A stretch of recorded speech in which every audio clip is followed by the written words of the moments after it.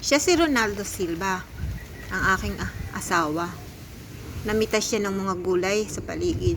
Ayan na nga, pupunta nga siya sa Perpetual, sa school ng aking anak. Kasama ako. Ako nga ang nagbibideo sa kanya. Sa totoo lang, hindi eksakto ang aming pera sa kabuuan ng pambayad. Pero baka sakali kami na umubra at makapag-exam ang aming anak. Ayan na nga, pupunta na nga kami sa school. Sa totoo lang, naiinis siya kasi lagi ko siya binibidyohan. Ayan, papunta na po kami. Kami nakatira dito sa Pedro. Punta na kami ng Binyan. Nagmuni-muni muna kami sa mga isda at nag-wish. Sana makapagbayad kami sa mga oras na yan. Nagmuni-muni kami at nagmerienda dahil napagod din kami sa paglalakad namin. Pumunta kami nga naman sa loob ng bayadan ng school, sa cash, sa kunin namin ng statement of account. Totoo lang, nalungkot kami kasi hindi naman sapat ang pera namin. Kaya ginawa namin, dahil tanghali na, hindi pa kami nagulmagaan, ay kumain muna kami para makapag-isip-isip kung saan kami kukuha ng pera. Tinitingnan namin ang paaralan na ito. Sobrang ganda at ang laki. Gustong gusto ng anak ko dito makapagtapos. Pero naiisip ng asawa ko, kulang na kulang ang binigay na pera ng bawat isa namin. Ako, kapatid niya, at ang kinita ko sa pagtatahi. Yan.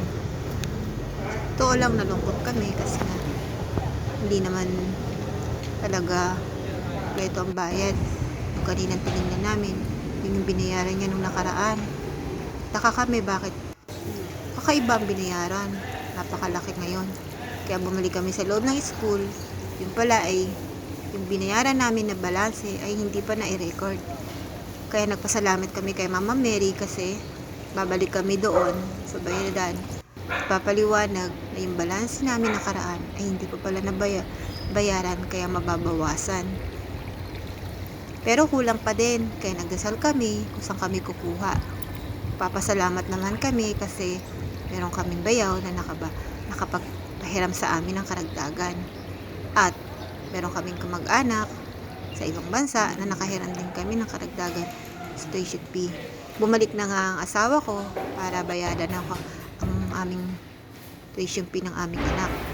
Natuwa nga siya at ako dahil makakapag-exam na ang aming anak. Maraming salamat sa mga taong tumutulong. Mababayaran din namin kayo. Gusto namin makapagtapos ang aming anak. Kaya lang hindi siya matanggap-tanggap sa public kasi nga nahuhuli ang mga requirements na ipapasa niya. Kaya sa makahinto, pipilitin namin siyang makapagtapos by private. Iyan, palabas na nga kami ng eskwelahan ng Perpetual ng Binyan. Gusto ko talaga ang anak ko makapagtapos kahit sa school. Ang mahalaga, matapos niya ang kanyang pag-aaral. At salamat naman sa dasal ay nakakaraos ang bawat buwan na babayarin namin. Merong ang sobra at kami ay kumain. Ay nalipasan na nga kami ng gutom. Kaya nung umagahan, nagmerienda kami. At salamat naman dahil makakauwi na kami. Pero dumaan muna kami sa park para at least yung aming pagod ay mawala sa paligid na aming titingnan. Minumuni muna namin yung kapaligiran. Samantalang noon, bata pa sila, ay hindi namin sila kasama ang ama nila at di namin sila nakasama nung maliit pa sila. Kaya, ayan, dahil malalaki na ang aming anak, hindi namin sila nakakasama sa park. Ayan ang aming ginagawa ngayon. Mahilig kami sa park, tumambay. Nakikita namin ng mga bata, masaya. Piling namin, kasama na rin namin ng mga anak. Sa totoo lang, dalawa lang ang aming anak. Makakakita kami ng mga bata, masaya na rin kami. Alam namin masaya naman ang mga anak namin.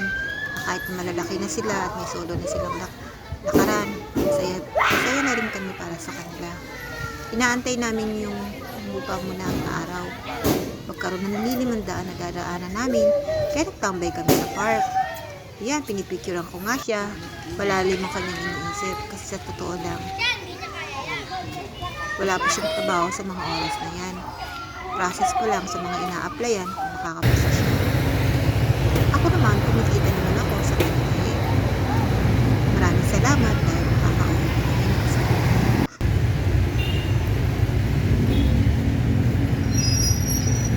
minsan nagdadasal kami at nagsisimba. Hindi pa lagi kami nakakapagdasal kasi sobrang pagod. Pero salamat dahil hindi pa rin kami pinababayaan ng Diyos. Muni-muni kami. San Pedro nga pala kami nakatira. Sarap din ng mga lugar sa Pedro. Mawiwilig ang pasya ng paligid. Kahapon na talaga kaya kailangan na natin umuwi. Salamat Panginoon.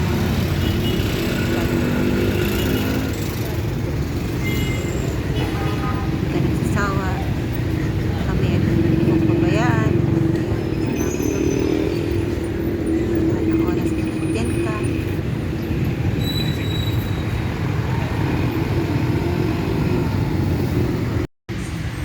Ang Panginoon lang ang aming lakas. Sila nga nagbibigay sa amin ng pag-asa. Kaya hindi kami bumibitaw sa Kanya. Kapit lang.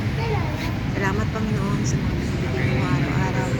Pagkain, ang lakas, kalusugan. Salamat sa lahat-lahat. Sa pangarap namin, alam namin tutuparin.